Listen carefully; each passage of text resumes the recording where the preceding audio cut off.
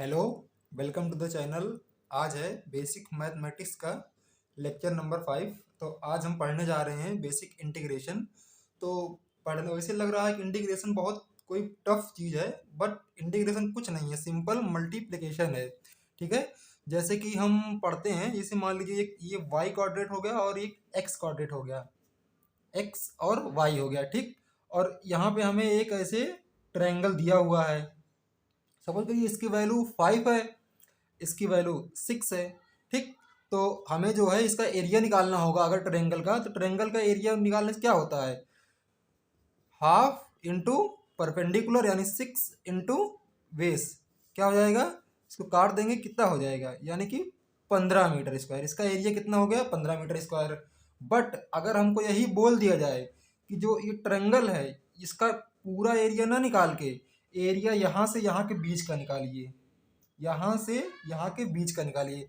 यानी कि हमको लिमिट दे दिया, ये एक्स एक्सिस पे हमको लिमिट दे दिया, x1 और x2 के बीच का निकालिए। सपोज करिए कि ये हो गया, मान लीजिए कि ये पूरा तो 5 मीटर है, बट यहाँ मान लीजिए 3 मीटर है और ये 4 मीटर है, तो इसके बीच का एरिया निकालिए। तो इसके बीच का एरिया कैसे निकालेंगे, इंटीग्रेट करके निकालेंगे। तो बस इसी को सिंपली इंटीग्रेशन कहते हैं। तो आइए हम इंटीग्रेशन का रूल नंबर 1 देखते हैं। तो रूल नंबर 1 क्या कहता है, जैसे ये देखिए, ये क्या है, ये इंटीग्रेशन का साइन है। रूल नंबर 1 क्या कहता है कि जैसे कि इंटीग्रेशन डी एक्स, जो इंटीग्रेशन डी एक्स का क्या हो जाएगा, इंटीग्रेशन डी एक्स की वैल्यू हो जाएगी एक्स। बस हमारा रूल नंबर यही है कि डी एक्स का इंटीग्रेशन क्या होता है, एक्स होता है। ओके, अब हम देखते हैं रूल नंबर 2 क्या कहता है। हमारा रूल नंबर 2 क्या कहता है, जैसे कि सपोज करिए इंटीग्रेशन है एक्स की power n into d x. तो इसका इंटीग्रेशन क्या हो जाएगा, हमने डिफरेंशिएशन में पढ़ा था, जैसे कि डी एक्स की power n upon d x. इसका हम क्या करते थे, यहाँ पे जो पावर है वो घटा देते थे और एक लिख लेते थे, क्या करते थे, एन ब्रैकेट में n-1। ये हमारा डिफरेंशिएशन में आ जाता था।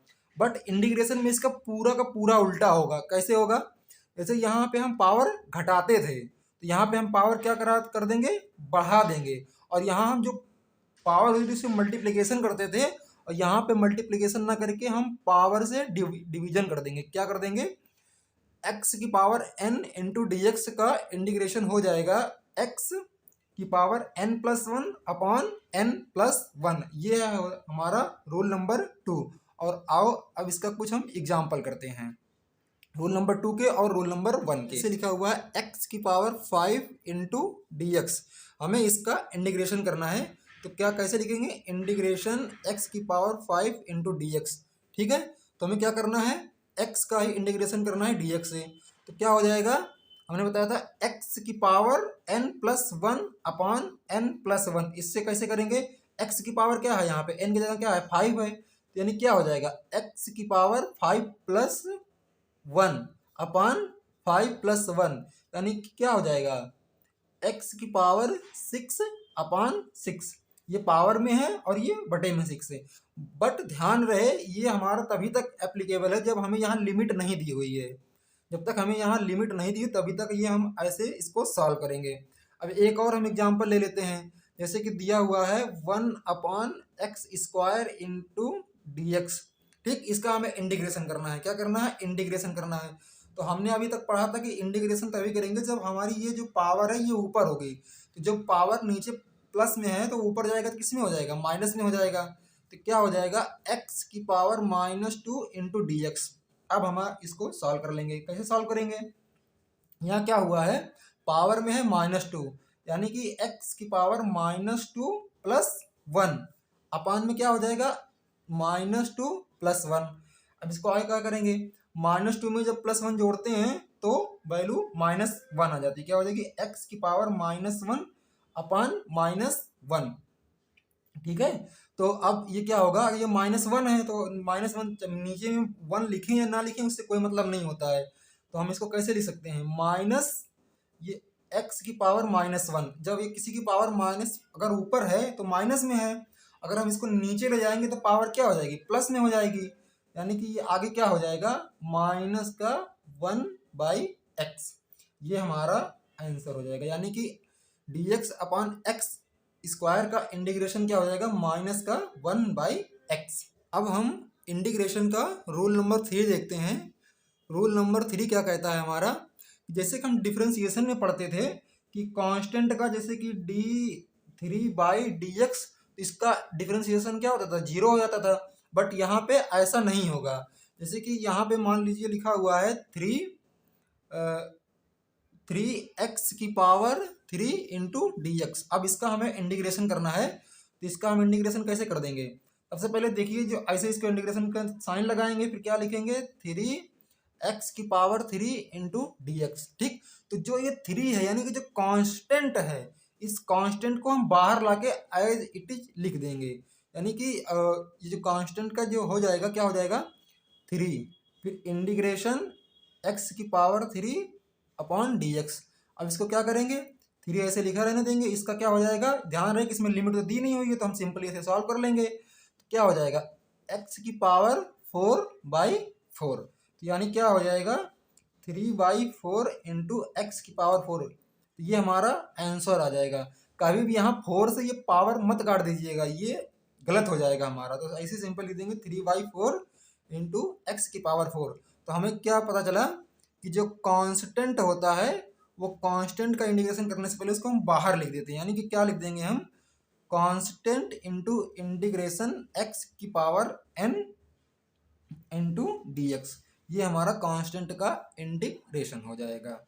ओके, अभी जो हमने रूल नंबर 2 पढ़ा था, रूल नंबर 2 में क्या था कि x⁻n इंटू dx का हो जाता था x⁻n+1 अपॉन n+1। ऐसे हम सिंपली सॉल्व कर देते थे। बट इसका एक एक्सेप्शन है। इसका एक एक्सेप्शन क्या है, यानी कि जैसे कि x⁻−1 अगर हो जाएगा तो हमें ये रूल एप्लीकेबल नहीं होगा हमारा। x⁻−1 को हम और कैसे लिख सकते हैं, 1/x।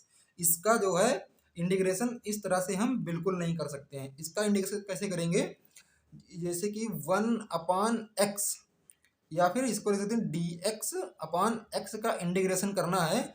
तो जो हमारा इसका इंटीग्रेशन आ जाएगा, या फिर इसको हम ऐसे भी लिख सकते हैं कि x⁻−1 इंटू dx। ठीक, जब हम इसका इंटीग्रेशन करेंगे तो इसका इंटीग्रेशन हो जाएगा log e इंटू x। ये हमारा इसका इंटीग्रेशन हो जाएगा। या फिर इसी को हम कैसे लिख सकते हैं, ln x। ln मतलब होता है नेचुरल लॉग। ऐसे लिखा तो ln है, पर इसको पढ़ेंगे नेचुरल लॉग। ठीक, तो ये हमारा x⁻−1 का इंटीग्रेशन क्या हो जाएगा, log base e into x, या फिर ln x। अभी तक हमने जितने भी क्वेश्चन सॉल्व किए उसमें अपर लिमिट या लोअर लिमिट या फिर लिमिट नामी कोई चीज़ नहीं थी। तो अब हम देखेंगे कि लिमिट वाले क्वेश्चन कैसे सॉल्व करते हैं।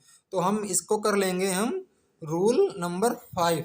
रूल नंबर 5 क्या कहता है हमारा, जैसे कि सपोज करिए दिया हुआ है इंटीग्रेशन, जो नीचे लिखा हुआ है इसको लोअर लिमिट कहते हैं, तो हम क्या लिख देंगे लोअर लिमिट, और ऊपर वाला क्या है अपर लिमिट है। ठीक, upper limit x⁻n into dx है। तो इसका इंटीग्रेशन कैसे हो जाएगा, जैसे सिंपली इंटीग्रेशन करते हैं वैसे हम कर देंगे x⁻n+1 अपॉन n+1 इंटू, अब इसको हम ब्रैकेट में एक चीज़ और यहाँ लगा देंगे। यहाँ पे क्या लिखेंगे हम लोअर लिमिट, क्या लोअर लिमिट, और यहाँ पे क्या लिख देंगे अपर लिमिट। ठीक है, तो ये हमारा आ जाएगा फार्मूला। रूल नंबर 5 क्या कहता है कि अगर ऐसे दिया हुआ है तो अपर लिमिट को ऊपर लिख देंगे और लोअर लिमिट को नीचे लिख देंगे। तो इसको आगे कैसे सॉल्व करेंगे, जैसे कि जो ये है हमारा n+1, ये क्या होता है पावर, और नीचे ये क्या होता है ये वैल्यू है हमारी। तो हम इसको कह सकते हैं 1/n+1 इंटू ये जो अपर लिमिट है ना, इसको अपर लिमिट इसकी पावर कर देंगे। ये n+1 जितनी भी वैल्यू आएगी, n+1 जितनी वैल्यू आएगी इसकी हम पावर में लिख देंगे। ठीक है, अब उसके बाद क्या लिखेंगे माइनस में, ये लोअर लिमिट है, लोअर लिमिट की ये पावर लिख देंगे क्या, जो भी यही n+1 है। ठीक, तो हम इसको कैसे पढ़ेंगे, अपर लिमिट की पावर माइनस लोअर लिमिट की पावर। ये हमारा हो जाएगा जब हम एक लिमिट लगाएंगे। ठीक है, ऐसे देखने में बहुत कॉम्प्लिकेटेड लग रहा होगा कि अपर लिमिट की power n+1 minus lower limit की पावर 1+n+1। तो ये बहुत सिंपल है। अभी एक एग्जांपल के थ्रू जब हम इसको सॉल्व करेंगे तो आपको ये बहुत सिंपल लगने लगेगा। तो आइए एग्जांपल को हम सॉल्व करते हैं। एग्जांपल क्या है 0 to 1 x into d x. ये हमारा क्या है, एग्जाम्पल है। अब इसको सॉल्व करना है। इसमें लोअर लिमिट कितना है, 0, और अपर लिमिट कितना है, 1 है। तो हम इसको कैसे सॉल्व करेंगे, एक्स की पावर अगर कुछ नहीं है तो 1 मान लेंगे। 1 + 1 कितना हो जाएगा, एक्स की पावर 2/2 इंटू ये जो लिमिट है, ये लिमिट कहाँ से कहाँ तक है, यानी कि इसको ऐसे ब्रैकेट लिख देंगे। लिमिट कहाँ से कहाँ तक है, 0 से 1 तक। ठीक, ये लिमिट, अगर लिमिट ना होता तो सिंपली हमारा यही क्या होता, वैल्यू आ जाता x²/2। बट लिमिट लिए, लिमिट कहाँ से कहाँ तक है, 0 से लेके 1 तक का। तो हमने क्या कहा था, 1/2 ऐसे बाहर निकाल लेना। तो आगे जो वैल्यू है क्या हो जाएगा, अपर लिमिट की पावर, यानी कि 1 की पावर 2 माइनस लोअर लिमिट यानी 0 की पावर में क्या है, यहाँ पे x की पावर क्या है, 2 है। तो यानी कि 0 की पावर 2 ये हमारा आ जाएगा। ठीक, तो अब इसको कैसे करेंगे, 1/2, 0 की पावर 2, 0 की पावर कुछ भी करेंगे 0 ही आता है। ये हमने आपको पहले लेक्चर में बता चुके हैं हम। 1 की पावर कुछ भी करेंगे तो 1 आ जाएगा, यानी इंटू 1, यानी कि इसके वैल्यू क्या आ जाएगा, 1/2 यानी कि 0.5। ये हमारा आंसर आ जाएगा। देखिए फार्मूले में लग रहा था कि अपर लिमिट की power n+1 minus lower limit की पावर n+1। कुछ नहीं है भाई, सिंपल है। जो यहाँ पे वैल्यू दी होगी इसके खोपड़ी पे लिख लेना है, जो यहाँ पे दी होगी उसको भी इसी खोपड़ी पे लिख देना है, बस हमारा आंसर आ जाएगा।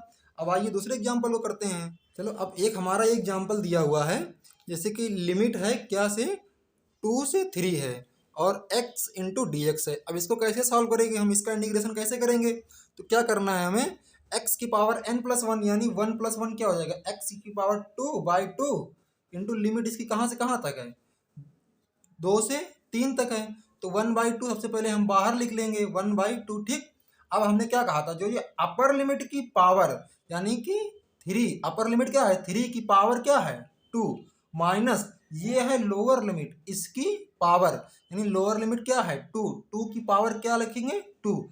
ध्यान रहे, अगर कभी हमको कंफ्यूजन हो कि पावर में क्या आता है, जो अपर लिमिट की पावर होती है, लोअर लिमिट की पावर वो सेम होती है। और सेम किसके बराबर होती है, n+1 के, और यही सेम वैल्यू यहाँ पे लिखी जाती है। तो ये जो n+1 है ना, ध्यान रहे तीनों बार सेम ही होगा, यहाँ भी और यहाँ भी। ठीक, अब इसको कैसे सॉल्व करेंगे, 1/2 इंटू 3 का वर्ग कितना होता है, 9 होता है, माइनस 2 का वर्ग कितना होता है, 4 होता है। ठीक, तो अब 9 में से 4 घटा देंगे कितना आ जाएगा, 5, यानी 5/2 यानी कि 2.5।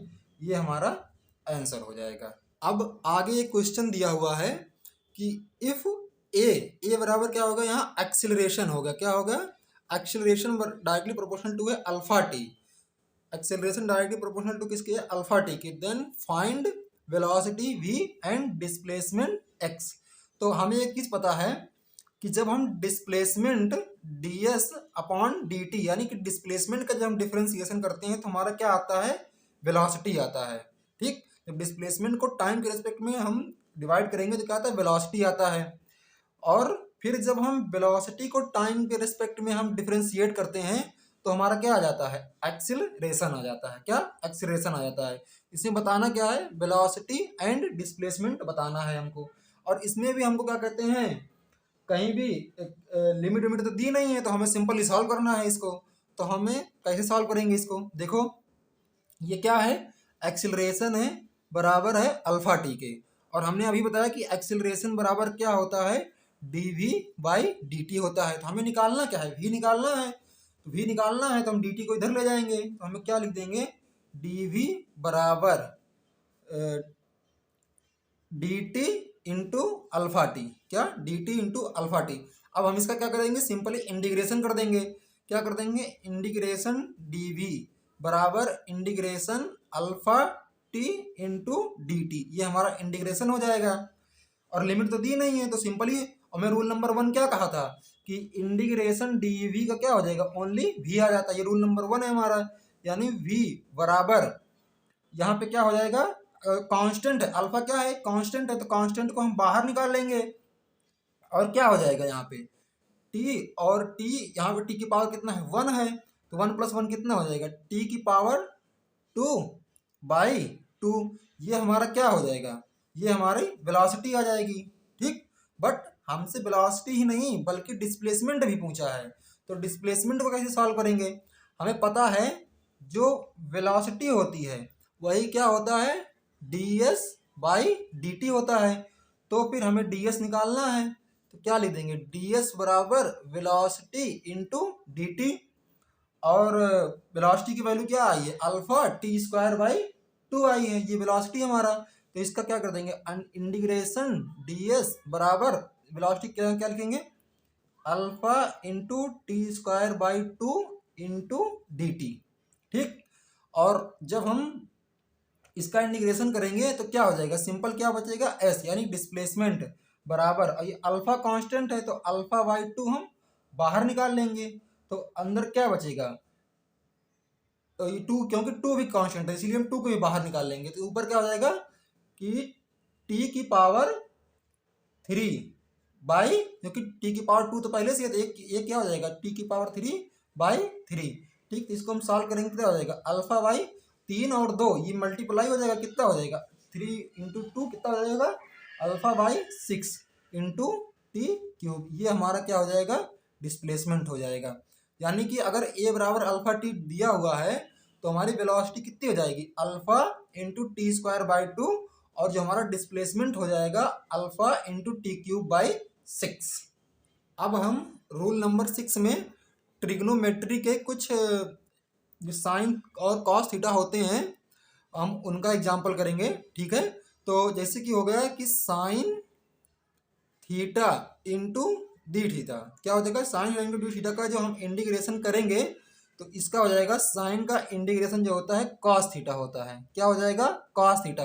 बट ध्यान रहे साइन का जो इंटीग्रेशन होता है वो निगेटिव होता है, जबकि हमने अभी आपको क्या बताया था कि sine theta upon D theta हो जाएगा अगर, तो इसका हो जाता है कि कॉस थीटा। ठीक, साइन का चाहे इंटीग्रेशन हो चाहे डिफरेंशिएशन हो, बदलेगा किसमें, कॉस में, ये क्या है, डिफरेंशिएशन है। ठीक, ये डिफरेंशिएशन है, साइन का डिफरेंशिएशन कॉस थीटा हो जाता है। इसी तरह से जब हम कॉस थीटा का इंटीग्रेशन करते हैं, cos theta into D theta, तो इसका हो जाता है साइन थीटा। ध्यान रहे, देखो इसमें कॉस का क्या आया है, प्लस का साइन थीटा आया है। ऐसे जब हम कॉस का डिफरेंशिएशन करते हैं तो हमारा क्या आ जाता है, cos theta upon D theta, ये हो जाता है माइनस का साइन थीटा। ठीक, तो साइन का इंटीग्रेशन की जो वैल्यू है वो नेगेटिव आई है, और कॉस की जो डिफरेंशिएशन की वैल्यू आई है वो नेगेटिव आई है। तो अब आपको बहुत कंफ्यूजन हो रहा होगा कि कैसे हम इसको याद करें कि साइन का इंटीग्रेशन नेगेटिव है, कि कॉस का इंटीग्रेशन नेगेटिव है, साइन का ये ऐसा कॉस का। तो इसके लिए अभी हम आपको एक सिंपल सी ट्रिक बताएंगे जिससे आपको साइन और कॉस का इंटीग्रेशन और डिफरेंशिएशन एकदम चुटकियों में याद हो जाएगा। देखिए यहाँ पे क्या लिखा हुआ है, एस आई एन, यही तो साइन भी होता है, और यही हमने साइन भी लिखा हुआ है। तो आप कहेंगे इसमें क्या ट्रिक है, देखो ध्यान देना, एस बराबर हो जाएगा साइन, ठीक, आई बराबर हो जाएगा इंटीग्रेशन, ठीक, क्या, इंटीग्रेशन, ठीक, और एन बराबर क्या हो जाएगा, नेगेटिव। ठीक, यानी कि जो साइन का इंटीग्रेशन नेगेटिव होता है, यानी कि अगर साइन का इंटीग्रेशन नेगेटिव है तो साइन का डिफरेंशिएशन क्या हो जाएगा, पॉजिटिव में हो जाएगा। और अगर साइन का इंटीग्रेशन नेगेटिव है यानी कि जो कॉस का इंटीग्रेशन है वो पॉजिटिव हो जाएगा, और जब अगर कॉस का इंटीग्रेशन पॉजिटिव है तो जो कॉस का डिफरेंशिएशन है वो नेगेटिव में हो जाएगा। तो बस हमें क्या याद रखना है कि जो साइन का इंटीग्रेशन होता है वो नेगेटिव होता है, बस इसी से हम अब सारा वैल्यू निकाल लेंगे। साइन का इंटीग्रेशन नेगेटिव तो साइन का डिफरेंशिएशन पॉजिटिव, और अगर साइन का इंटीग्रेशन नेगेटिव है तो कॉस का इंटीग्रेशन पॉजिटिव हो जाएगा, और कॉस का अगर इंटीग्रेशन पॉजिटिव है तो कॉस का डिफरेंशिएशन नेगेटिव हो जाएगा। तो आई होप आपको ये इंटीग्रेशन बहुत अच्छे से और बहुत इजीली समझ में आया होगा। तो अगर आपको वीडियो जरा सा भी अच्छा लगा हो तो चैनल को सब्सक्राइब करें और वीडियो को लाइक करें। थैंक यू, जय हिंद, वंदे मातरम।